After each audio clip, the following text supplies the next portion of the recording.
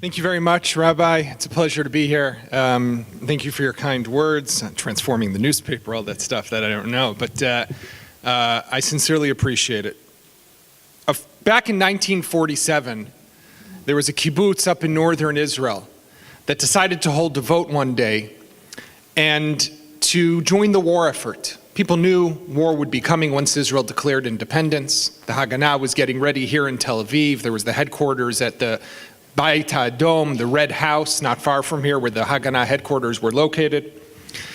And the kibbutz held a vote, and they decided to send a young 20-something-year-old member of the kibbutz, whose name at the time was Shimon Persky, would later become known as Shimon Peres. The vote was held on a Motzei Shabbat.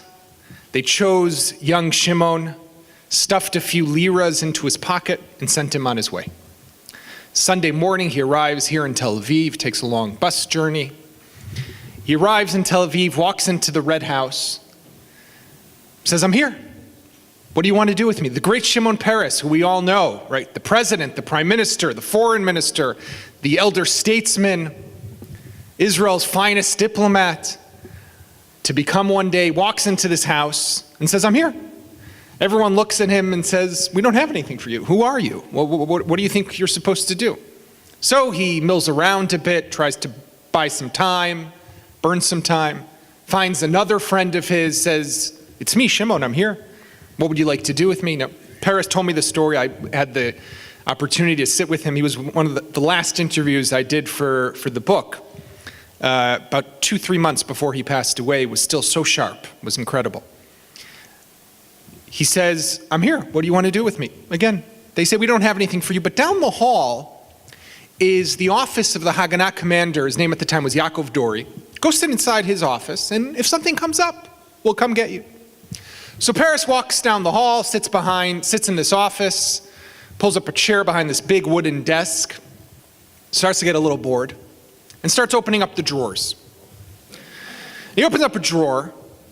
I don't know that I would do that. I don't know that you would do that, but Shimon Peres did. He opens up a drawer and finds an envelope inside, addressed to David Ben-Gurion, a closed envelope. I wouldn't open the envelope, but Shimon Peres decided to open the envelope. And he opens up the envelope, and he receives what would become the shock of his life and would set off a career that we could argue about later, the politics, but let's put that aside. But a career, at least in the beginning years, that would send him to try to get for Israel the most sophisticated weapons, to purchase in crazy ways weapon systems, tanks in forests in Colombia, in places around the world, making shady deals in Cuban nightclubs with generals, paying them under the table. You name it, he was doing it. But what did he see in this letter? David Ben-Gurion had offered another officer to become the first Ramatkal, the first chief of staff of the soon-to-be-formed Tzahal, the soon-to-be-formed IDF. And in this letter, this officer informed David Ben-Gurion of his decision. Unfortunately, he told Ben-Gurion, he said, "I'm honored by your offer, the compliment to serve as the first chief of staff. But unfortunately, I have to decline." Why? I've discovered that in our arsenal, in Israel's arsenal, we have just 6 million bullets.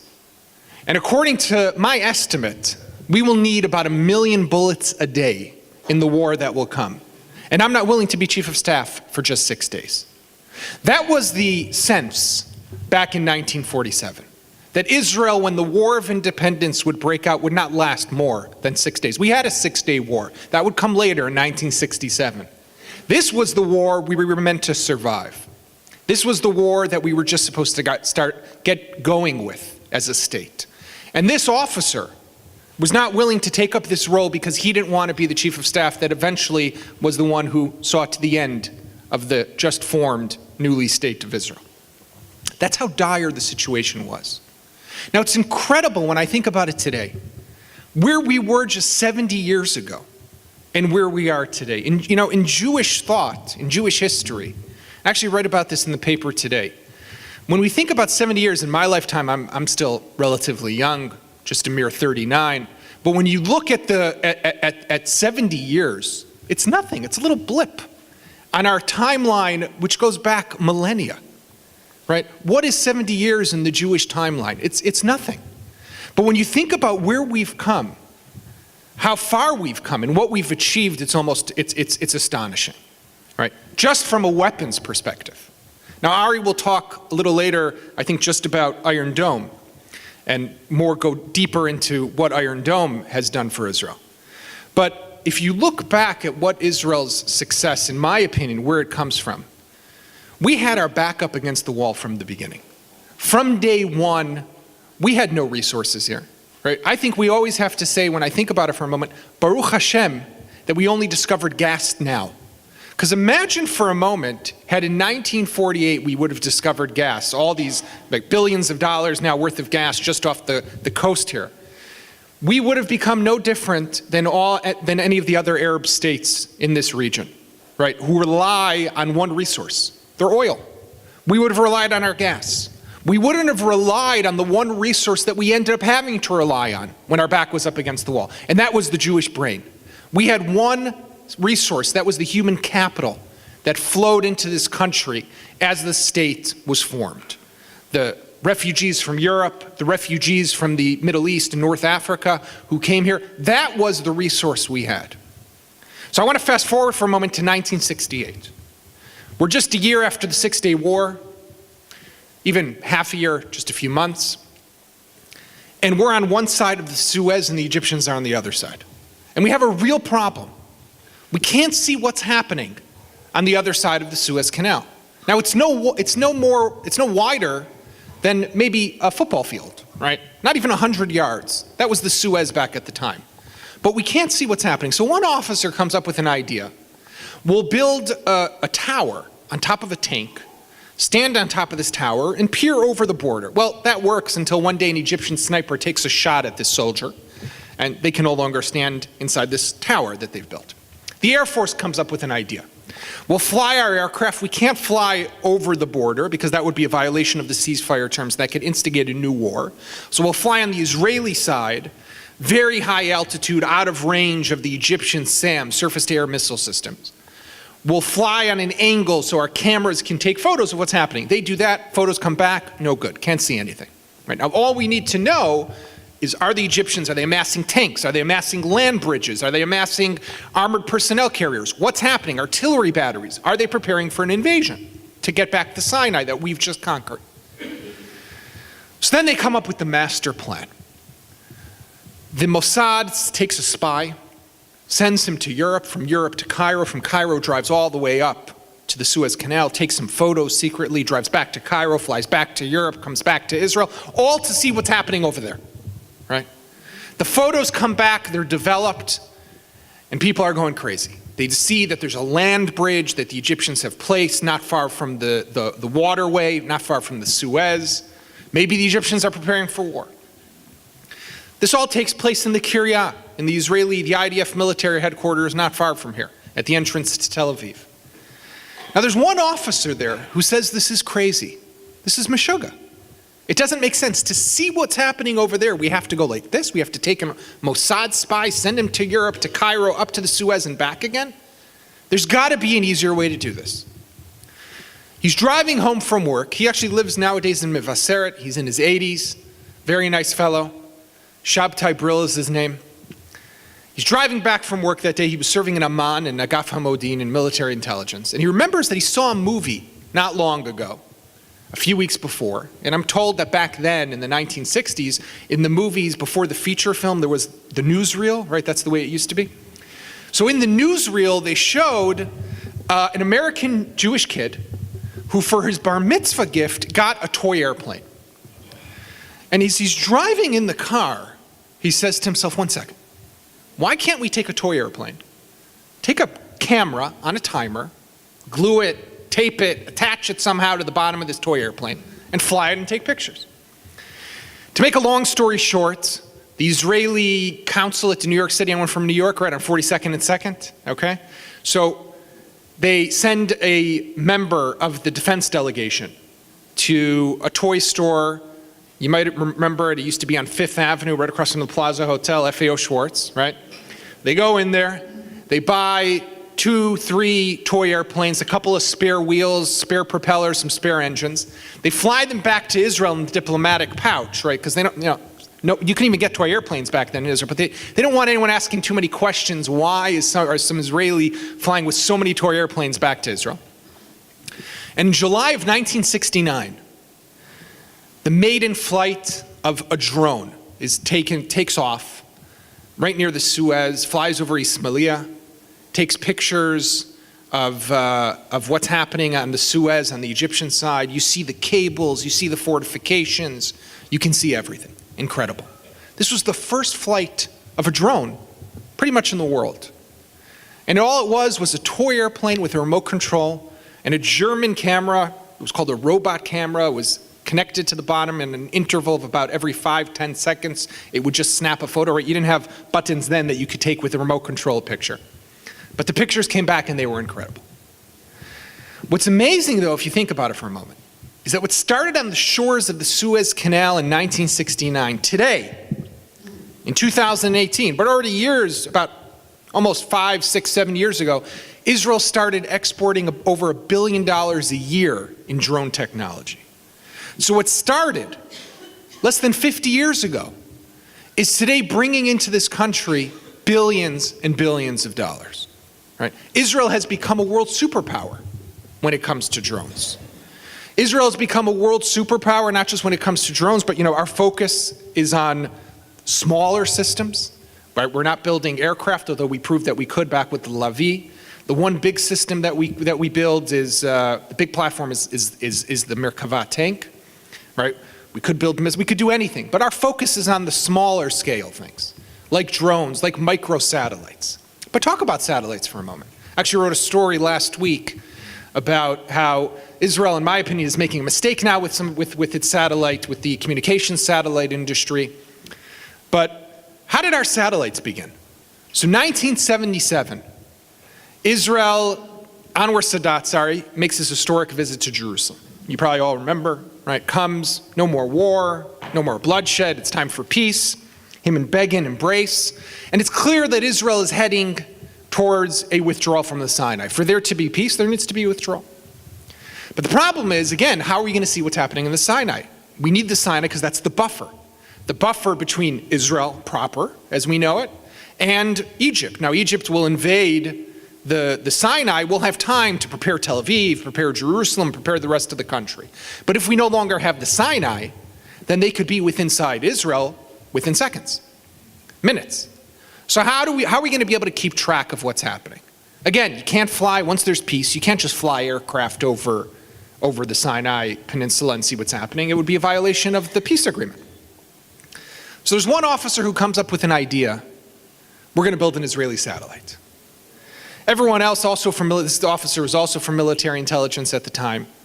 People say to him, you're insane.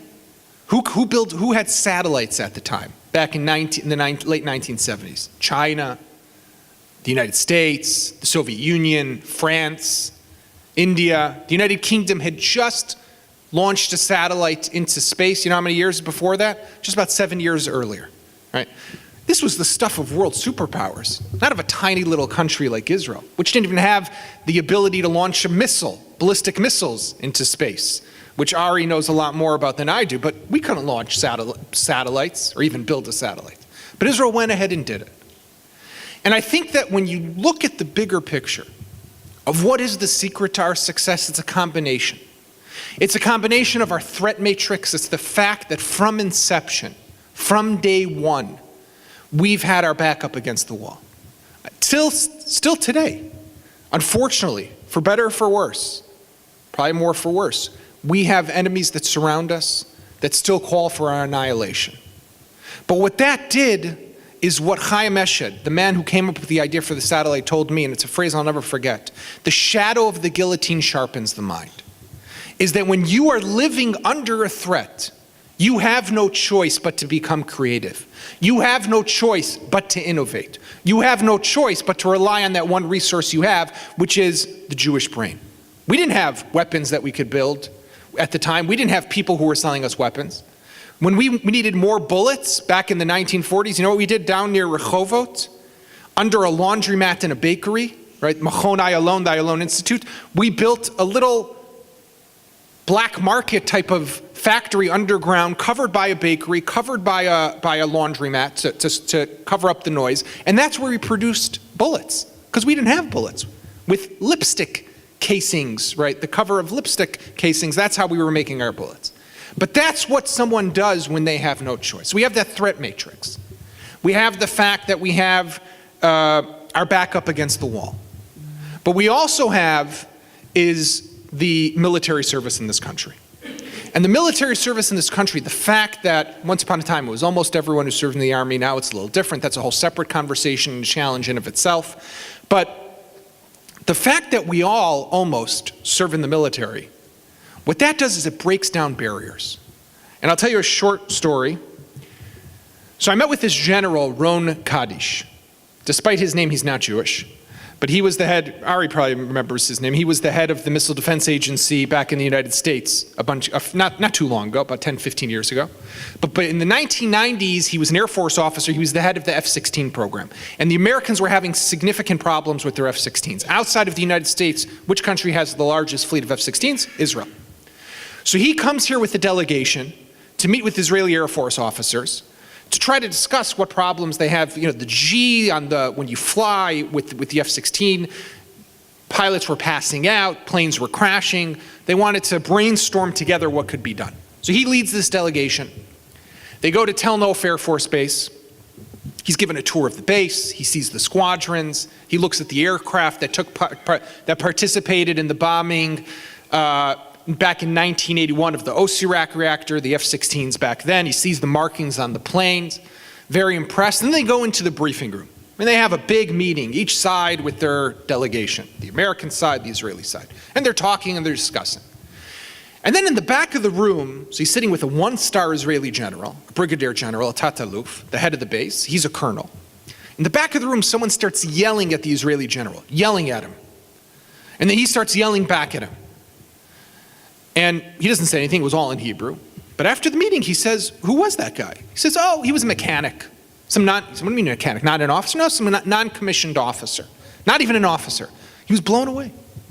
He said to me, in America, if someone were to do that, we take him outside, put him up against the wall, and shoot him. Not literally, but pretty much, right? How dare you speak like that to an officer? But in Israel, the beauty of this country, for better or for worse, and this really is for better or for worse, is we break down social barriers. We don't abide by these hierarchical structures, right? We have chutzpah, as we all know.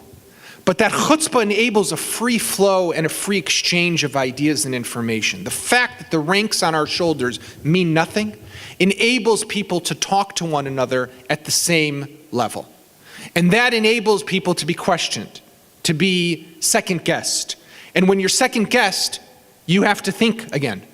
And that creates this free flow of ideas that enables you also to innovate. That we get from the army. It's a conundrum. It's supposed to be the opposite. The army is supposed to embed within society discipline. In Israel, it does the exact opposite.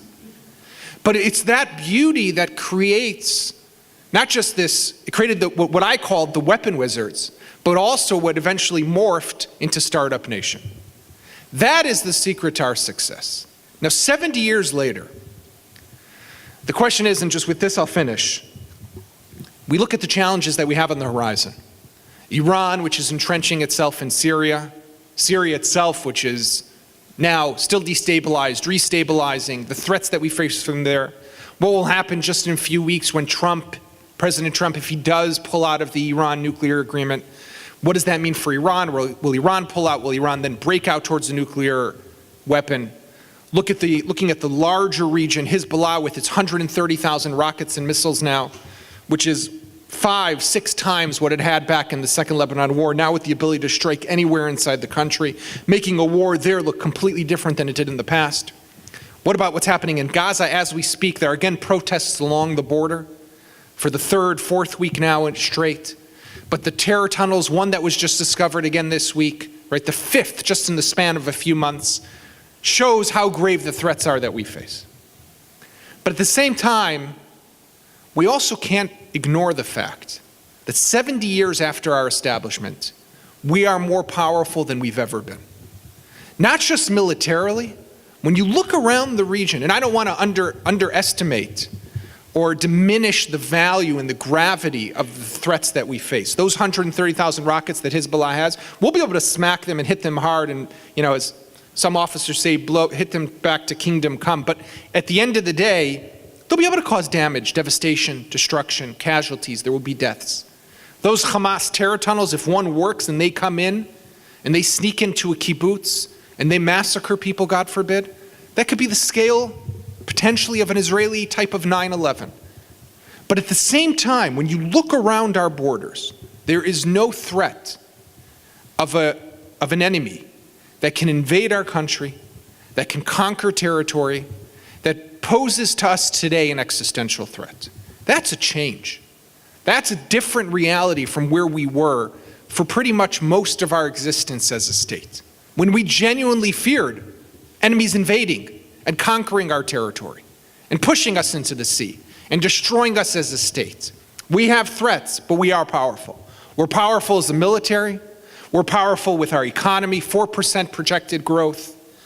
Our GDP is through the roof. America, Europe can only dream of the growth that we have here in Israel. And we have to retain that, of course. We have to safeguard that. Society, as bad as some people will have you believe, we're polarized, we're split. Maybe we're not as united as we could be, but I think at the end of the day, we see how this country comes together in times of need.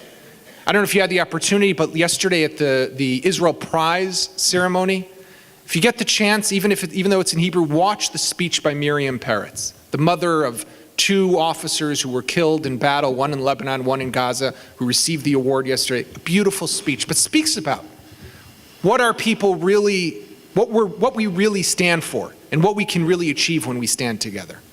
When you put all of that together and you look at this amazing place that we are today, 70 years after we were established, the question now is, what's next? What is the next amazing thing that we will achieve as a state? Thank you very much.